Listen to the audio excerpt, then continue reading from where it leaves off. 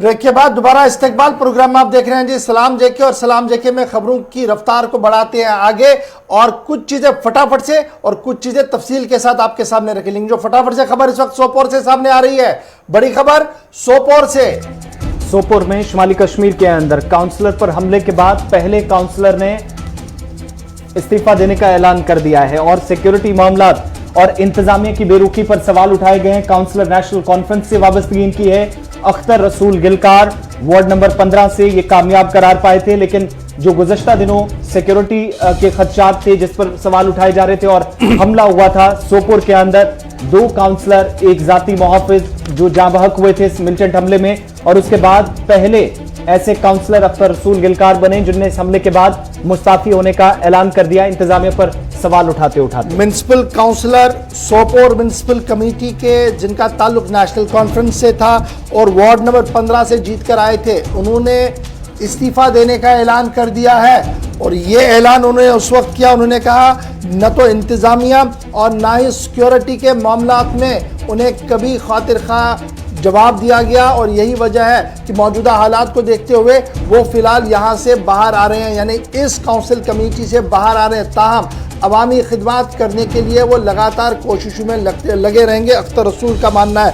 अख्तर रसूल national conference की ticket पर चुनाव लड़े थे, जीते भी थे, ताहम आज उन्होंने पार्टी से भी और काउंसिल से भी इस्तीफा देने का ऐलान किया है। ये बात काफ़ी काबिल जिक्र है। गुज़श्ता दिनों सोपोर के अंदर आपको याद होगा मीटिंग के दौरान फायरिंग हुई थी, जिसके बाद एक काउंसलर, 2 काउंसलर और एक सिक्योरिटी एहलकार जो है वो अजान हुए थे। उसके बाद सिक्योरिटी खदशात को जो देखा जा रहा था, रिव्यू किया जा रहा था और लगातार अरेंजमेंट्स किए गए थे ताकि हर एक के खदशात का जो है वो अजाला किया जाए। लेकिन बड़ी खबर इस वक्त म्युनिसिपल कमेटी सोपोर से, जहां पर खबर रसा इदारों के मुताबिक वार्ड नंबर 15 के जो इलेक्टेड काउंसलर हैं जो नेशनल कॉन्फ्रेंस की टिकट पर जीत कर आए थे, अख्तर रसूल गिलकार, उन्होंने इस्तीफा दे दिया है। बढ़ते हैं जी आगे। अब बात करते हैं उस बड़ी खबर की जिसको लेकर जम्मू कश्मीर के लोग काफ़ी सालों से इंतज़ार में थे, जो मैंने आपको बताया था कि बहुत देर कर दी मेहरबा आते आते, यानी रेल का ख्वाब बहुत पहले दिखाया गया था और डेडलाइन के बाद डेडलाइन और डेडलाइन के बाद डेडलाइन दी गई।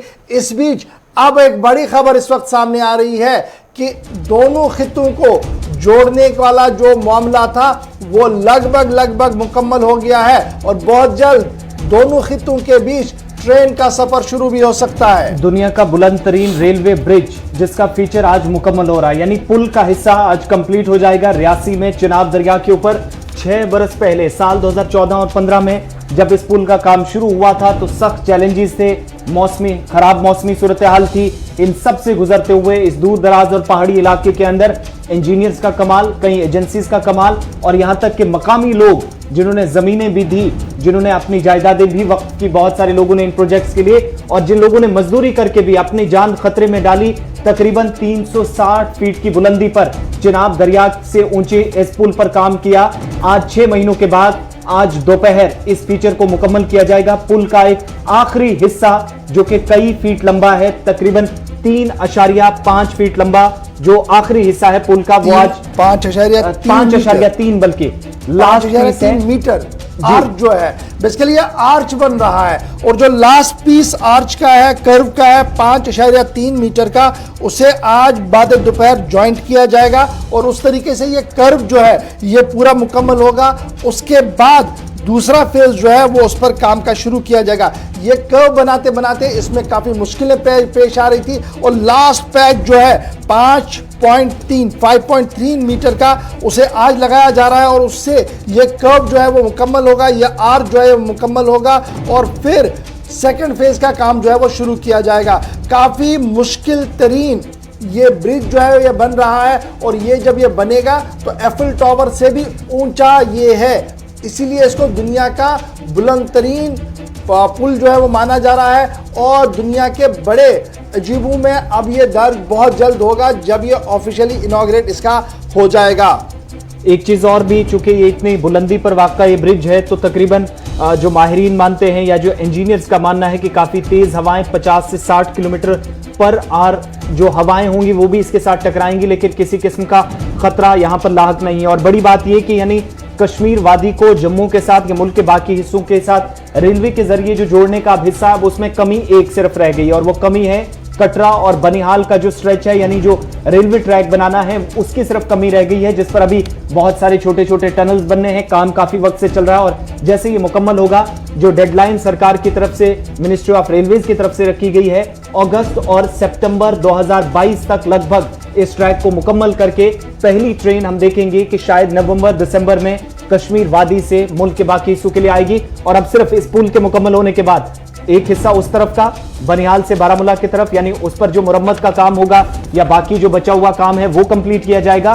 लेकिन जो बड़ा हिस्सा अभी है जिस पर काम होना इस पुल के बाद है, वो है कटरा और बनिहाल के बीच में जो रेलवे ट्रैक बिछाना है, जो रेलवे लाइन पर भी काम इस वक्त चल रहा है, जिसमें टनल का काम भी है, जिसमें कई ऐसी जगह हैं जहां पर मुश्किल पहाड़ियों से गुजरना है ट्रेन को, तो उन रास्तों पर अभी काम तकरीबन मजीद 1.5 बरस लग सकता है। और सितंबर और अगस्त के महीने तक ही जो सरकार की डेडलाइन है, शायद अगले साल आखिर तक ट्रेन दौड़ते हुए कश्मीर से बाकी हिस्सों तक आएगी। और इस पुल में अब तक 6 साल 3 महीने कुछ दिन लगे हैं, जबकि पुल का एक हिस्सा मुकम्मल तौर पर कंप्लीट कर लिया गया है। लास्ट पीज आज दोपहर लगेगा और इस तरीके से पुल का जो लोहे का काम था वो बाद दोपहर मुकम्मल हो आर्च का जो मुकम्मल करने का सिलसिला था, क्योंकि ये ब्रिज जो है ये सस्पेंशन वाला भी है, इसमें केबलिंग का भी काम बहुत है।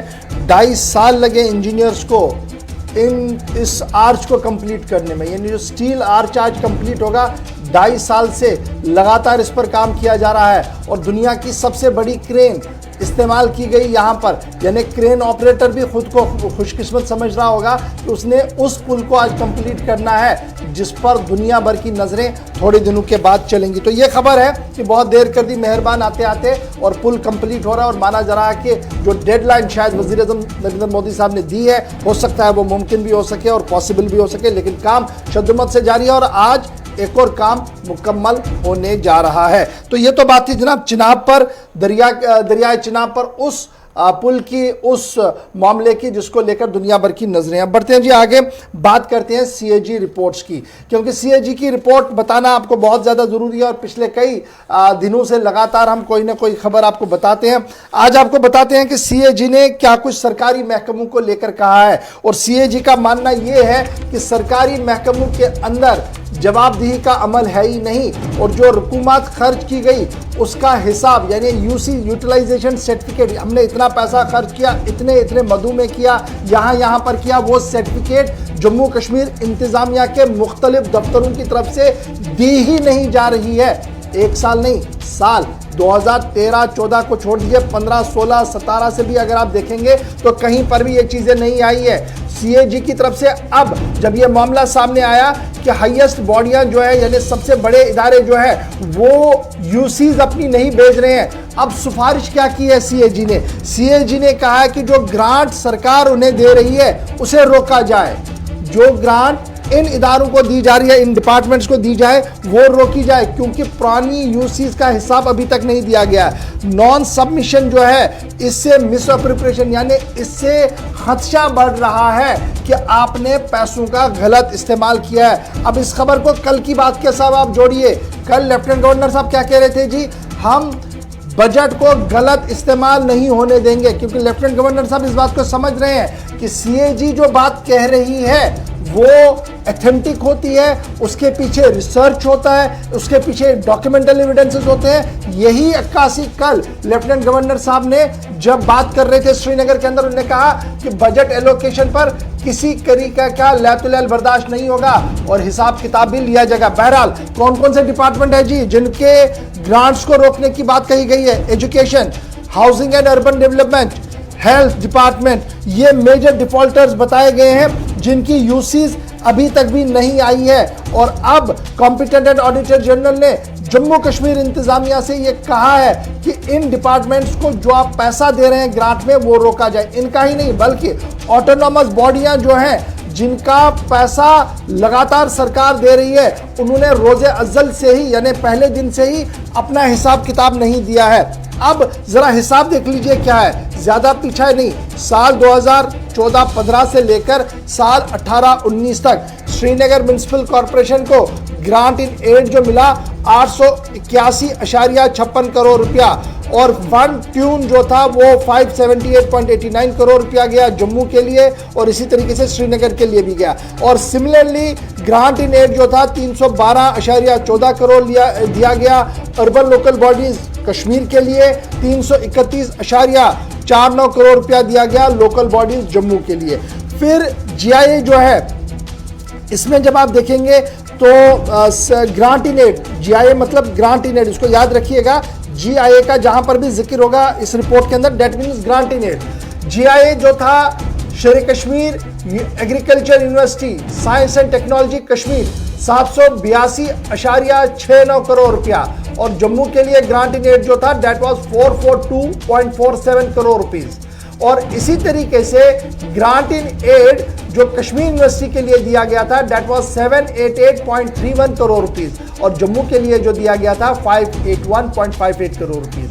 स्पोर्ट्स काउंसिल के लिए, अब मैं ये ग्रांट इन एड की जब कहानी आपको बता रहा हूं, इसका क्या मतलब है वो थोड़ी देर में आप समझ सकते हैं। स्पोर्ट्स काउंसिल जो बहुत बड़ा सुर्खियों में है, एक तो बैकडोर नौकरियां जो लगी है, एनआईए वहां पर कार्रवाई करेगी, लेकिन सीएजी का मानना है कि 129.52 करोड़ रुपया दिया गया। उसके साथ साथ 8 कल्चरल लैंग्वेज जिनका बड़ा काम होता है उनको भी grant in aid 99.27 crore rupees दिए गए। Institute of management and public administration को जीआईए मिला 62.94 करोड़ रुपीस। और इस तरीके से खादी विलेज बोर्ड को आप देख लीजिए, ऑटोनॉमस बॉडियों को देख लीजिए। आगे जब आप बढ़ेंगे तो आप लद्दाख में जो 2 काउंसिल्स हैं उनकी बात करेंगे। सोशल वेलफेयर डिपार्टमेंट को देखेंगे, टूरिज्म को 239.71 करोड़ रुपीस मिला, एग्रीकल्चर को 679.42 crore rupees grant in aid मिला। लेकिन सबका हाल ये है कि यूटिलाइजेशन सर्टिफिकेटें पूरी तरह से नहीं मिली है, और जब ये यूटिलाइजेशन सर्टिफिकेट्स नहीं मिली है तो खर्चा ये जाहिर किया जा रहा है कि पैसा सही तरीके से इस्तेमाल नहीं हुआ जिस चीज के लिए रखा गया था। 10 ऑटोनॉमस बॉडियां हैं जिन्होंने सीएजी का रुख ही नहीं किया। 84 अकाउंट्स ऐसे हैं जो सबमिट ही नहीं हुए पिछले 24 साल के दौरान।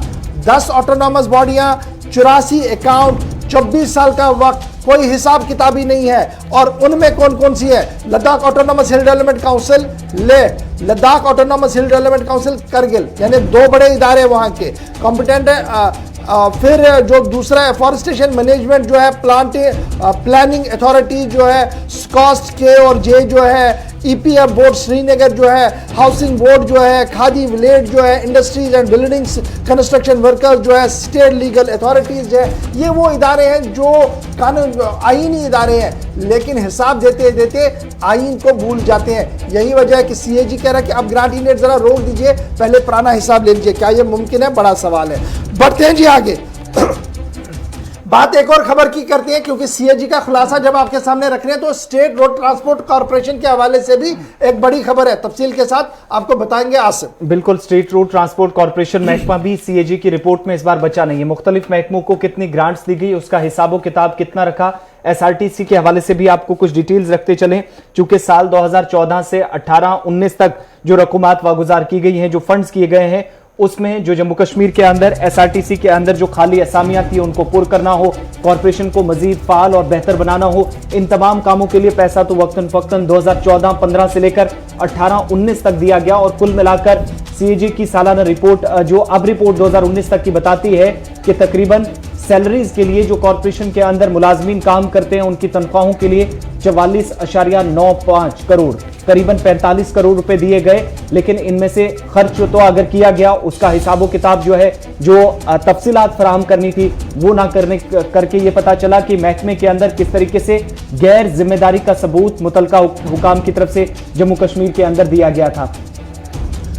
सीएजी का मानना है कि ये जो पैसा दिया गया तकरीबन 45 करोड़ रुपया, ये उस स्टाफ को दिया गया जो काम ही नहीं कर रहा है। आईडीएल यानी बैठा हुआ स्टाफ था, जिन्हें बेकार स्टाफ था, उन्हें तनख्वाह बांटी गई, और जो काम कर रहे थे उन्हें पैसा नहीं दिया गया। एक तो ये है रिपोर्ट में, और दूसरी बात जो इसमें कही गई है कि ड्राइवर और कंडक्टर जो हैं उनका सही इस्तेमाल एसआरटीसी के अंदर हुआ ही नहीं। यही वजह है कि एसआरटीसी रूबज़वाल हुई। तीसरी बड़ी बात जो एसआरटीसी को लेकर बताई जा रही है वो ये भी बताई जा रही है कि मैन पावर मैनेजमेंट जो है, जो perfection of man power management होना चाहिए था जम्मू कश्मीर के अंदर एसआरटीसी के लिए, वो साल 2014, साल 2015, साल 2016, 17, 18 और 19 के दौरान सबसे वर्स्ट मैनेजमेंट जो है वो देखने को मिली। आप देख लीजिएगा इन दिनों में मिनिस्टर कौन साहब बैठे थे, किसके पास ये डिपार्टमेंट था, और क्यों इसे कहा गया कि वर्स्ट मैनेजमेंट है, क्योंकि यहाँ पर पॉलिटिकल इंटरफेरेंस पर बड़ी चीजें हुई है। यही वजह है कि लगातार ये कहा गया है। और साथ साथ ये भी कहा गया कि जो स्टाफ स्ट्रेंथ है 3603 पोस्ट एसआरटीसी के अंदर, उनमें कई पोस्ट अब आहिस्ता आहिस्ता करके खाली हो गए। उन खाली पोस्ट को पूरा करने की कोशिश नहीं की गई, जिसकी वजह से जो रेशियो होना चाहिए था एज पर मैनुअल जो है ऑपरेशन का, स्टैंडर्ड ऑफ द व्हीकल और मैन पावर, यानी एक गाड़ी के साथ कितना मैन पावर होना चाहिए 1:3, यानी एक गाड़ी के साथ 3 आदमी। 3 आदमी का मतलब 2 ड्राइवर 1 कंडक्टर, या 1 ड्राइवर 2 कंडक्टर होने चाहिए थे। लेकिन एसआरटीसी के अंदर साल 2014-15 से लेकर 18-19 तक जो मामला चला, व्हाट इज दैट 1:2:32, 1:2:32 को जब आप खोल कर देखेंगे तो आपको पता लगेगा कि बेकार ड्राइवरों कंडक्टरों को तनख्वाह दी गई। कैसे दी गई?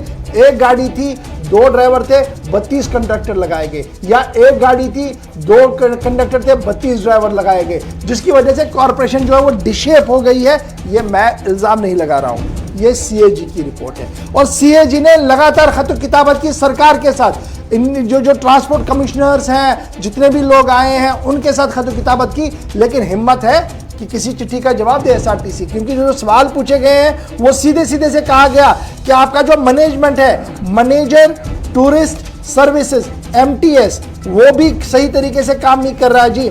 Manager services passenger services MPS, उसमें भी कोताहियां हैं जी। और उसके साथ साथ जिस तरीके का वर्कशॉप आप चला रहे हैं, उस वर्कशॉप के अंदर जिस तरीके से आप ड्राइवरों और कंडक्टरों को लाकर ट्रायल करवा रहे हैं, उसकी जरूरत ही नहीं है। यानी जो सिस्टम और राइज करने की कोशिश की गई है, उसने एसआरटीसी को तबाही के दहाने पर लाया है। यही वजह है कि मुलाजमीन सरापा एहतजाज है, जनाब हमारा सीपी फंड, वो फंड, ये फंड तो मिल ही नहीं रहा है। जिन्होंने वॉलंटियरली रिटायरमेंट ली उनका पैसा मिल नहीं रहा। मिलना कहां से जब पैसा आया ही नहीं?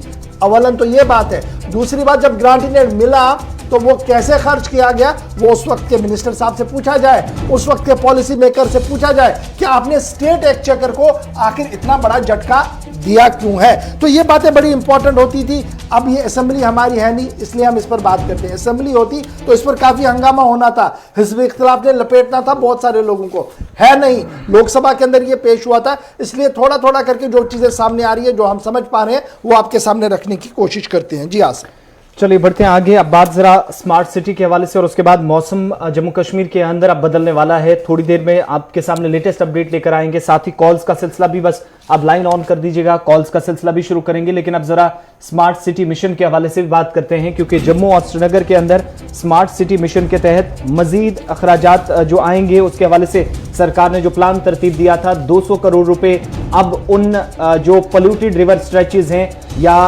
पानी को या जो आबी पनाहगाहें हैं, या खासतौर से पानी के तहफ़्फ़ुज़ को यकीनी बनाने के लिए इस वक्त जो काम शुरू किया जाएगा, उसके लिए तकरीबन 200 करोड़ रुपए की सरकार की तरफ से मंजूरी दी जाएगी। और साथ ही नए मिशन के तहत, या जो श्रीनगर और जम्मू के अंदर जो स्मार्ट सिटी मिशन है, इसके लिए मजीद 30 से 40 के बीच मंसूबों पर, जो छोटे बड़े मंसूबे इसी मिशन का हिस्सा होंगे, जिन पर काम शुरू होगा।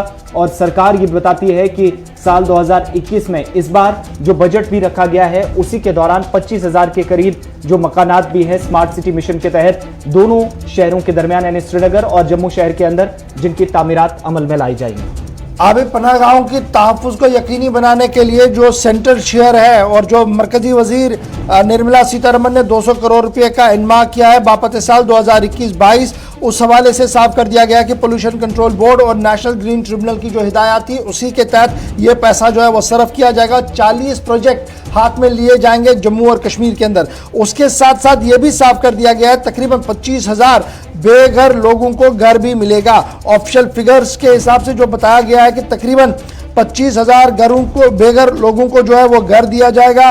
और साथ साथ 136 करोड़ रुपया सर्व किया जाएगा जम्मू और श्रीनगर स्मार्ट सिटी के अंदर, जिनमें तकरीबन 252 करोड़ रुपए का काम भी हो 252 करोड़ रुपए का इजाफी काम भी जो है वो हाथ में लिया जा सकता है, क्योंकि इस बार जो स्मार्ट सिटी का काम है जम्मू और श्रीनगर के अंदर मुकम्मल करना है। ये तो सरकारी आंकड़े हैं, सरकारी फिगर है, लेकिन शहर श्रीनगर क्या साफ है? ये बड़ा सवाल है, क्योंकि श्रीनगर म्युनिसिपल कॉरपोरेशन के पास आज के दिन में जब आप और मैं बात कर रहे हैं, स्मार्ट सिटी का ख्वाब हम आपको दिखा रहे हैं, तो हमारे पास सॉलिड वेस्ट मैनेजमेंट पॉलिसी बिल्कुल भी नहीं है।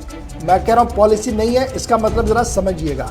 हमारे पास किताब के अंदर सॉलिड वेस्ट मैनेजमेंट पॉलिसी बिल्कुल दर्ज है, इसका इतलाक भी है, लेकिन ग्राउंड जीरो पर क्या सॉलिड वेस्ट मैनेजमेंट वाकई तौर पर है? तो आपको पता लगेगा कि श्रीनगर म्युनिसिपल कॉरपोरेशन के पास 120 गाड़ियां ही टोटल है शहर को साफ करने के लिए। और फिर सेग्रीगेशन जो करना था, यानी जो अलग अलग आपने दर्जाबंदी कूड़े की करने की, कचरे की करने की, वो आज तक भी नहीं हो रही है। कोशिशें जरूर की गई थी, लेकिन वो रंग नहीं लाई गई, इसलिए सारा मामला अछन आता है, अछन के ऊपर फिलिंग होती है रिवायती तौर पर। यही वजह है कि मुख्तलिफ जराया जो है वो सवाल उठाते हैं सॉलिड वेस्ट मैनेजमेंट पर। तीसरी बड़ी बात जो इसमें है कि सरकार ने जो ये कहा था कि अब जो ये कचरा है, इस कचरे से हम कम से कम बिजली बनाएंगे जी, वेस्ट एनर्जी प्लांट को लगाएंगे। बड़ा ख्वाब दिखाया गया है शहरी श्रीनगर के लोगों को, कहा गया कि थोड़ा सा आपको परेशानी जरूर होती है, लेकिन इस परेशानी से राहत भी मिलेगी। लेकिन न तो राहत मिली और ना ही वो बिजली का स्टेशन कभी चला और ना ही अभी तक कोई काम इस पर हुआ है। तो कुल मिलाकर आप ये देख सकते हैं कि एक तरफ से स्मार्ट सिटी बनाना है, दूसरी तरफ से हमारे श्रीनगर म्युनिसिपल कॉरपोरेशन के अंदर निजाम कैसे चल रहा है आपके सामने। अब ये सिर्फ श्रीनगर म्युनिसिपल कॉरपोरेशन तक नहीं है, जम्मू म्युनिसिपल कॉरपोरेशन की बात कीजिए, कोई मुख्तलिफ नहीं है, वहां पर भी कोई बड़ा निजाम नहीं है। और फिर जब आप डिस्ट्रिक्ट्स के अंदर चलते हैं, उधमपुर चलिए, पटन चलिए, गुलमर्ग चलिए, यहां से आप रामबन चलिए, डोडा भद्रवाह चलिए, तो क्या हमारे पास डंपिंग सोसाइटियां, डंपिंग साइट्स हैं? क्या हम सेग्रीगेट करते हैं? बिल्कुल कहीं पर कुछ नहीं हो रहा है। अगर कहीं पर हो भी रहा है तो वो रिवायती तर्ज अमल हो रहा है, और जदीद खदुखाल की जो बातें हो रही थी वो आज के दिन 5 तारीख को, जब 5 अप्रैल को आप और हम बात कर रहे हैं, तो आज के दिन भी नहीं हो रहा है। ये मैं वसूख के साथ आपको बता देता हूं। हमारी बात गलत हो, municipal corporation Srinagar, Jammu municipal corporation या म्युनिसिपल कमेटियां खड़े होकर यह बताएं कि आपकी रिपोर्ट गलत है और हमारी रिपोर्ट सही है जी, हम ऐसे इसको सेग्रीगेट करते हैं और ये जदीद खदुखाल के हिसाब से है। शहर के अंदर गंदगी कितनी है, किसी से छुपी नहीं है। तो ये बात तो थी जनाब स्मार्ट सिटी का ख्वाब और शहर के अंदर क्या कुछ है। अब चलते हैं जी आगे। वक्त हो गया है 9:40-45 मिनट के आसपास, 45 मिनट के आसपास है, यानी 2-3 मिनट हम लेट हो गए, लेकिन बात बहुत बड़ी इंपॉर्टेंट थी। बात श्रीनगर की थी, जम्मू शहर की थी और माहौलियात के हवाले से थी। अब जरा कॉल्स का सिलसिला शुरू करेंगे, लेकिन जब आप और हम बात करेंगे, 2 चीजों का ख्याल, टीवी की आवाज आप बंद करेंगे सबसे पहले और नेटवर्क एरिया में रहेंगे। और जब आप और हम बात करेंगे तो और 2 चीजों का ख्याल कि आप अपना नाम, इलाके का नाम बहुत जल्दी जल्दी बताएंगे, ताकि लोग जो सुन रहे हैं उन्हें समझ आए कि किस इलाके का मसला है, इसे कहां पर हल करना है और कौन इसका इमीडिएट अफसर है जिसके साथ बात हो सके। करिए शुरुआत जी। आज बिल्कुल, पहले कॉलर हमारे साथ हैं, अपना नाम बताएं, कहां से? हेलो जी, सलामुकुम गौर साहब, जावेद बोल रहा हूँ सोपुर से। वालेकुम सलाम जावेद साहब। सर मेरी 2-3 बातें जरा गौर से सर सुनिए आज। जी जावेद साहब। सर पहली ये बात कि हम मोहल्लियात की बात कर रहे थे अभी जी। ये खाली सरकार इस नाम पे ड्रामा कर रही है, पैसे खर्च कर रहे हैं और कुछ नहीं हो रहा है। साथ ही साथ आप अभी हमें बता रहे थे कि ब्रिजों के हवाले से बहुत खुश हुए जब हमने सुना कि बाईपास का ये जो हाईवे का ब्रिज था वो कंप्लीट हो गया। मैं इनको बताना चाहता हूं कि महाराजपुरा ब्रिज पिछले 10 साल से बन रहा है, नहीं बन रहा है। मैं इनको बोल रहा हूं कि सोपोर में नर्सिंग कॉलेज बन रहा है, जेकेपीसीसी खाली ड्रामा कर रही है। मेरी रिक्वेस्ट होगी गवर्नमेंट से, जरा ये जेकेपीसी का नाम ही अब छोड़िए, हम अब तंग आ गए हैं जेकेपीसी से। जेकेपीसीसी को लेकर जावेद साहब आप नहीं तंग है, बल्कि जम्मू कश्मीर के लोग काफी परेशान हैं, जिस रफ्तार के साथ वो काम करते हैं और जिस तरीके से वो प्रोजेक्टों को हाथ में लेते हैं बड़े ताब के साथ, और बाद में जब मुकम्मल करना होता है, कभी भी शायद ही कोई प्रोजेक्ट उन्होंने मुकर्ररा वक्त के अंदर दिया हो। और मुझे याद है कि साबिक वज़ीर आला गुलाम नबी आज़ाद साहब के टेन्योर में जब यह मामला सामने आया था तो उन्होंने जबरदस्त बरहमी का इजहार किया था और थोड़ा बहुत रफ्तार हमने देखा था, उसके बाद निज़ाम ही बदल गया। बहुत शुक्रिया जी कॉल करने के लिए। नेक्स्ट कॉलर हमारे साथ, अपना नाम बताएं, कहां से? हेलो, नाम बताइए अपना, कहां से? हेलो, नाम बताएं, हम सुन रहे हैं। अब्दुल मजीद जी, टीवी की आवाज बंद रखिए, अपनी बात रखें। टीवी की आवाज कम करिए, अपनी बात रखें फटाफट से। जी बताइए। अब्दुल हेलो नाम हेलो नाम आपका हेलो। सुन लिया, अपनी बात रखिएगा। मैंने हेलो मजीद साहब टीवी की आवाज हेलो। बंद कर दीजिए पहले। हेलो हेलो मजीद गवर्नर साहब हाँ बताइए। हेलो गवर्नर हेलो जी जी बताएं गवर्नर साहब बताएं बताएं। हेलो हेलो हेलो हेलो चलिए लाइन ड्रॉप कर दीजिएगा, नेक्स्ट कॉलर को लेते हैं। कॉल लेने से पहले मैं एक बार फिर दरख्वास्त करूंगा, जब आप आवाज ऑन करेंगे ना टीवी की, तो आप हमारी आवाज को सुन ही नहीं सकते हैं क्योंकि डिले है, और डिले की वजह से आप परेशान होंगे। आप टीवी की आवाज को सुनेंगे या मेरी आवाज को सुनेंगे, इसलिए टीवी की आवाज को बंद कीजिएगा। नेक्स्ट कॉलर अपना नाम बताएं, कहां से? हेलो जी हेलो अस्सलाम वालेकुम। वालेकुम अस्सलाम। बह बागायती कमी पूरा करान मेहन वाजी तह वो मे अम ब्रोट तह तीत खुदा पत आम तीत सख्ती रात द्राये बच्चे सह नियो होनिव खेत ये सड़क खेत गुम ये बनोत नाल ये मेन सड़क आंगनवाड़ी मेहरबानी उम्मीद करें इंशाल्लाह कि वह गस नो कम शुरू में बसान ये आखिरी या रेत किस आखिरी हफ्तस ताम गसन क्या काम शुरू तथ अंदर यमो एश्योर कर्मुत पत्म लटि या प्रायोरिटी पे थोमुत सफाई ती गसी सफाई कचा हेकन तम कर मे छन उम्मीद के, लेकिन अगर सड़की उन का मामला सह जरूर ठीक गई इंशाल्लाह छे उम्मीद कि पोस ये फिर गवर्नमेंट ऑफ इंडिया दितमुत सिर्फ सड़क ठीक करने बापत वह सब अफसर कचा काम करन तम खतर थोड़ा सा इंतजार करो। बहुत बहुत शुक्रिया कॉल करने के लिए, प्रोग्राम में अपनी बात रखने के लिए। नेक्स्ट कॉलर अपना नाम बताएं, कहां से? हेलो हेलो जी बताएं। हेलो हेलो टीवी की आवाज कम रखिए और अपनी बात रखिए। बिल्कुल नहीं है महाराज। हेलो हेलो हजरत आप टीवी की आवाज को जरा बंद कीजिएगा। हेलो जी बताइए, आपकी आवाज आ रही है। सलाम। वालेकुम अस्सलाम। मैं जम्मू से बोल रहा हूँ जनाब। नाम बताइए। अब्दुल मजीद मेरा नाम, अब्दुल मजीद। ठीक है जी मजीद साहब बताएं। हेलो हेलो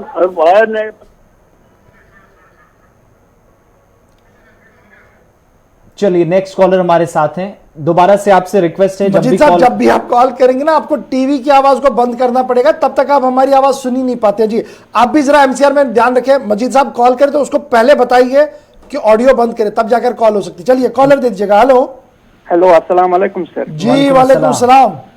सर बहुत ये पे जबिलपोर पे अहन मोन नाव अब्दुलरहमान परे जी परे सर। यह रनवे बनान बे साइड तकरीबन 8-9 हजार कनाल यह जमीन न तथ वत नो गुह नो या कह चीज नो सह गो सोरे वत गई बंद तम न आब पोशी वत वन आई थल कर मौक लोग वातने कहन तथ रूज न तथ पथ कुन जमीन फसो मेहरबानी कर बच्चे हूं यह मसल कर हल चलो मसला हल सठा शुक्रिया कॉल करने बाबत। चलिए जी एक और कॉलर दे दीजिएगा। हेलो हेलो हेलो सर आदाब। सर आदाब। जी आदाब। सर मैं भद्रवा से बोल रहा हूँ सर। जी जनाब नाम बताएं अपना। सर सिंद्र कुमार। जी सर मेरी समस्या ये है सर कि बच्चे पढ़ते हैं स्कूल में, इसमें प्राइवेट स्कूल में। जी सर इसकी जो फीस है 10 साल लॉकडाउन की जो पेंडिंग सर वो हमने देनी है कि नहीं देनी है सर? लॉकडाउन की फीस को लेकर तो मेरे ख्याल से ऑनलाइन क्लासें चल रही थी, वो तो देनी पड़ेगी। सिर्फ उसमें ट्रांसपोर्ट को लेकर थोड़ा सा पंगा अभी भी चल रहा है, उसमें कोई भी फीस फिक्सेशन कमेटी की तरफ से कोई क्लियर बात नहीं है। तो सर जिन बच्चों की ऑनलाइन क्लासेज नहीं चली सर उनकी देनी है, यूकेजी नर्सरी वगैरह की? सबकी देनी है जी। उसमें स्कूल और का और स्टेट गवर्नमेंट का मेरे ख्याल से यही डिसीजन है कि टीचर तो लगातार पढ़ाते रही है, इसलिए देना पड़ेगा जी। जी जी सर। ओके जी सलाम अलैकुम जी। चलिए एक और कॉलर दे दीजिएगा। हेलो अस्सलाम वालेकुम। वालेकुम अस्सलाम। गौर ठीक पे अल्हम्दुलिल्लाह। गौर तुम यह सही कदम कि मतलब स्कूल कर बंद। अहन मगर तुम वन क्या गाड़ियों में भीड़ मार्केट में भीड़ वनस जरूरी तुले सर। अहन तुम वन पन कत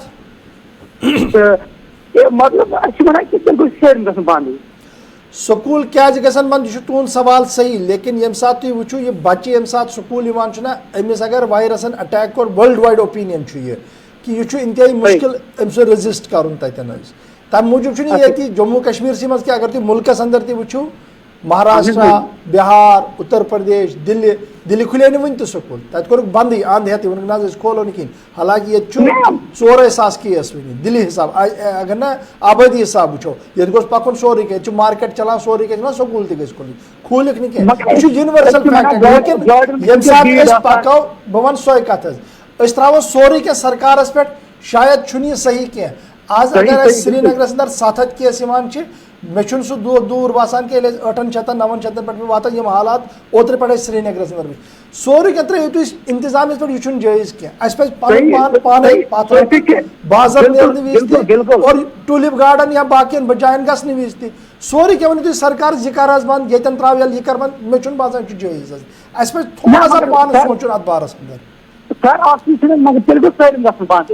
यह जवाब कि सोरे गि बंद गु कत पे गि बंद इमीडिएटली बचावन कह चीज तम खतर सही डिसीजन अम पे बाकी चीज कित पे पकन तो चलान वह हे बंद गि दुनिया मज कह चीज यह पकन निजाम अम खतर वत ान वत सिर्फ हफ्तस थो स्कूल बंद तथ दौरान वो क्या गह परमानेंट स्कूल बंद क्या अत गलत फहमी मज तम रूजू तुम चलिए जी एक और कॉल दी मैं एक चीज बड़ी साफ बात करूंगा जी कोविड के हवाले से आप सब कुछ सरकार पे छोड़ेंगे तो शायद ये मुमकिन नहीं है मुझे किस कुरान ने कहा कि मैं जाके जनाब टूलिप गार्डन को जाके देखूं जब वायरस मेरे सामने है मेरे को किस परेशानी ने काटा है मैं झील के सामने 3-3 4-4 घंटे बैठूं और चौकड़ियां मार के हंसी मजाक वहां पे करूं हमें नहीं पता कि क्या हो रहा है पूरी दुनिया में अभी हमारे हाथ में कुछ भी नहीं है दुनिया भर के अंदर लोग मारे जा रहे हैं अब तवाफ़े काबा रुक रहा है नमाजें नहीं हो पा रही हैं अब 10 तरह की परेशानियों में लोग हैं मैं तब भी नहीं समझने की कोशिश करूँ और कहूँगा ये क्यों बंद हुआ ये क्यों खुला है इसको क्यों बंद किया इसको क्यों नहीं भैया आप चढ़े ही नहीं ना आप उस गाड़ी में चढ़े ही नहीं जिसमें ज़्यादा लोग हों आप खुद सेल्फ डिसिप्लिन तो बनाइए ना निज़ाम खुद ठीक होगा जब हम ठीक होंगे निज़ाम को ठीक होने में ज़्यादा टाइम नहीं लगेगा एक और कॉलर दे दीजिए नेक्स्ट कॉलर हमारे साथ अपना नाम बताएं हेलो हेलो जी हेलो अस्सलाम वालेकुम वालेकुम सलाम सर ठीक असल पे अल्हम्दुलिल्लाह sir helper to supervisor anganwadi में अहन हज वनियो सर जुवरी तुलान तफ्ती पे फारूक खानस तारिक मीरस प्रेस कार्य में प्रोटेस्ट तरान वन साल पागो ओत बटवार संकेज LGS तारिक फारूक खानस तम पे थोड़ा बहुत ये हफ्ते सही गो आज मेहरबानी कर आला अफसर सह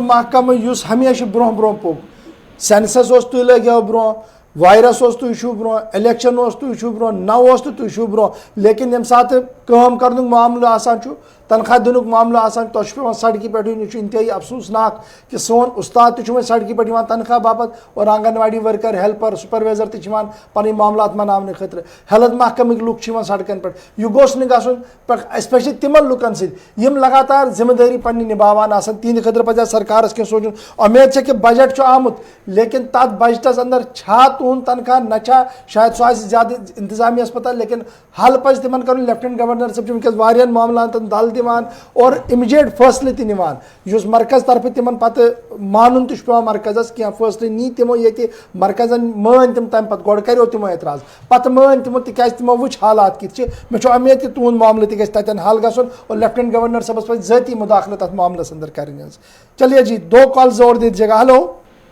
हेलो अस्सलाम वालेकुम वरहमतुल्लाहि वबरकातुहू वालेकुम अस्सलाम हाँ इशफाक साहब आज जी अल्हम्दुलिल्लाह अर्ज कि यह क्या वन कोविडस मुतलिक गोडिकस हिसाबस गाइड लाइन आए ऐलान आए तो अमिक गया बनसबरी फोटो जाए पर ज्यादा पान बन कश्मीर में मतलब तुम गाइड लाइन क्या सोपो पता वकन केस बिल्कुल हॉस्पिटलों में कम से कम पुलिस की तरफ मेडिकल की तरफ या म्यूनसिपलिटी की तरफ ऐलान गई यम गाइडलाइन पर अमल दरामद ताकि लूक बड़ जबरदस्त ऐलान चलो सठा शुक्रिया कॉल करने बाबत। बड़ी जिम्मेदारी है तमाम इदारन। बिल्कुल बात आपकी सही है हाजी साहब कि हमारे सिस्टम को ज़रा अलर्ट होना पड़ेगा और इस मामले की और जो अवेयरनेस है, एक तो जो रस्मी अवेयरनेस है उसको छोड़कर वाकई तौर पर अवेयरनेस हो, लोगों तक जाया जाए और उन्हें बताया जाए कि किस खतरे से आप रूबरू हो रहे हैं और आने वाले 40-45 दिन कितने सख्त हो सकते हैं हमारे लिए, उससे रूबरू करवाया जाए ताकि लोग खुद भी एहतियात बरते। जी चलिए जी, कॉलर दे दीजिएगा। हेलो हेलो जी, अस्सलाम वालेकुम। वालेकुम अस्सलाम। बाजू सोपोर पर माडे टाइम पे गुलाम कादिर बोला। जी गुलाम कादिर साहब, गवर साहब ने पर अर्ज कयाम आ कया में जिकत में आ कया में वाटर टैंकी दबा स्टार्ट कन गसे सुजो आनस सुगोल में की। अच्छा दुयम अर्ज चुम ये के वो ड्रेन में गया तसली वो तो नाइल पीछे बने यमन गलियाल इंशाल्लाह तुई करीब मैं बस सबर कह तिकाज बजट गई ओत्र यकुम तारीख रिलीज अत लगन 5-8 दह थोड़ा हिसाब किताब बनस में मे उम्मीद कि यथ रेत किस आखिरस तम यम तुंद काउंसलर आसन तिमन त लग पता कचा एलोकेशन पोस कोता और तिमन समझो तिमन वनु काम करो तिम क्या करन तिम बनयु अकाउंटेबल तिम अमी खतर तुम चुनम तुम वोट त्रोमुत तम सात यम हालात खराब अमे खतर कि तुंद मसल गसन हल गसन तिमन पृछगार करान तिमन वनु काम करो सन काम त इंशाल्लाह अस वनो अमकन जिम्मेदारन नाल हंदन जिम्मेदारन त और म्यूनिसिपलिटी हंदन जिम्मेदारन तिम बोजन तुज कत तो तुज कत थवन ध्यान। लेकिन मकामी काउंसलर यम तुम मकामी रिप्रेजेंटेटिव यम तुम ग्रिल करान तिम त्रविक यल कह तिम नबर पे आमत बंगाल पे आमत उड़ीसा पे आमत तिमन तर कत तुज फिक्र सह ततकुई रोजन वोल तमिस पता कि मॉडल टाउन कतन तो मेन टाउन कतन अत क्या प्रॉब्लम दिल बिहत इंसानस है कि प्रॉब्लम गसित लेकिन ततन बिहत नफरस है प्रॉब्लम गसित क्या। चलिए बहुत शुक्रिया आप सबका कॉल करने के लिए। अब सिर्फ लास्ट के 2 मिनट और अहम खबर जम्मू कश्मीर से भी और साथ ही साथ मुल्की सतह पर इस वक्त 2 बड़ी खबरें। पहले बात जरा अमेरिका और भारत के हवाले से करते हैं, चूंकि आज जो अमेरिका के सदर के खुसूसी एलची वो भारत के दौरे पर पहुंच रहे हैं। जॉन कैरी 4 रोजा दौरे पर नई दिल्ली पहुंच रहे हैं और आज बाद दोपहर वो दिल्ली पहुंच जाएंगे। आबो हवा से जुड़े मसाइल पर या जो क्लाइमेट चेंजेस हैं उस पर भारतीय हुकूमत से वो बात करने वाले हैं। 4 दिनों तक इसी मौजू पर बातचीत होगी भारत और अमेरिका के दरमियान। वज़ीर आज़म नरेंद्र मोदी के साथ साथ वज़ीर खारजा डॉक्टर सुब्रमण्यम जयशंकर से भी मुलाकात होने वाली है। अमेरिका के सदर के खुसूसी एलची की जो अब से तकरीबन बाद दोपहर वो नई दिल्ली पहुंच जाएंगे 4 रोजा दौरे पर। इसके साथ साथ रूस के हवाले से भी खबर है कि रूस के वज़ीर खारजा सरगेई लारोफ जो कि भारत के दौरे पर आ रहे हैं और सरगेई लारोफ आज 2 रोजा दौरे पर नई दिल्ली पहुंच रहे हैं। वज़ीर खारजा के साथ उनकी मुलाकात होनी है। दिल्ली में बाहमी मामलात पर बातचीत होगी। मजीद मुस्तहकम करने के हवाले से तफसीली गुफ्तगू 2 दिनों तक वज़ीर खारजा के दरमियान होने वाली है। ये 2 बड़ी खबरें अमेरिका और रूस के हवाले से और भारत के साथ ताल्लुकात को मजीद बेहतर और ताल्लुकात को बेहतर बनाने की और मुस्तहकम बनाने की कोशिशों के बीच 2 अहम शख्सियात आज नई दिल्ली पहुंच रही हैं, एक अमेरिका से और दूसरी रूस से। और चलते चलते जम्मू कश्मीर के मौसम की भी सूरत हाल पर एक नज़र, क्योंकि जम्मू कश्मीर के अंदर अगले 3 दिनों तक बालाई इलाकों में बर्फबारी हो सकती है और बारिश का सिलसिला आज दोपहर से शुरू होगा। मौसमियाती तब्दीली का इम्कान महकमा मौसमियात ने जो पेशन गोई की है उसके बकौल जम्मू कश्मीर के अंदर जहां पर अगले 3 रोज तक बारिश और बर्फबारी होगी, बर्फबारी के साथ साथ तेज हवाओं के पेश नजर एडवाइजरी जारी कर दी गई है। पस्सियां और पत्थर गिरने से शाहराहों पर भी असर पड़ सकता है। महकमा मौसमियात ने इसके लिए जब एडवाइजरी जारी की है तो दूर दराज और बालाई इलाकों में गुरेज करना, कुपवाड़ा, सोनमर्ग जैसे इलाकों के अंदर या फिर तित्ता पीर पंचाल और जो चिनाब वैली के अंदर ऊपरी इलाकों में रहने वाले लोग हैं वो एहतियात बरतें। इस हवाले से एडवाइजरी में उन्हें खुसूसी हिदायत दी गई है। दूसरी तरफ तेज हवाओं से रिहायशी मकानात को दूर दराज इलाकों के अंदर नुकसान भी हो सकता है, क्योंकि हवाओं की स्पीड 100 किलोमीटर प्रति घंटा रफ्तार से भी जा सकती है। इस तरह की महकमा मौसमियात ने पेशन गोई की है। 3 रोज तक मौसम फिलहाल खराब रह सकता है यूनियन टेरिटरी के अंदर। चलिए प्रोग्राम को यहीं वाइंड अप करते हैं। प्रोग्राम को लेकर अपना फीडबैक हम तक जरूर पहुंचाइएगा और हर रोज की तरह सोशल मीडिया साइट्स का सहारा लेकर या हमारी ऑफिशियल वेबसाइट पर अपना मैसेज या कमेंट के जरिए हम तक बात जरूर पहुंचाइएगा। आज के प्रोग्राम में हमें आप इजाजत देंगे, लेकिन गुलिस्तान न्यूज पर दिन भर खबरों का सिलसिला जारी रहेगा। एग्जीक्यूटिव एडिटर इशफाक गौहर के साथ मुझे यानी आसिफ को आप इजाजत देंगे। अल्लाह हाफिज।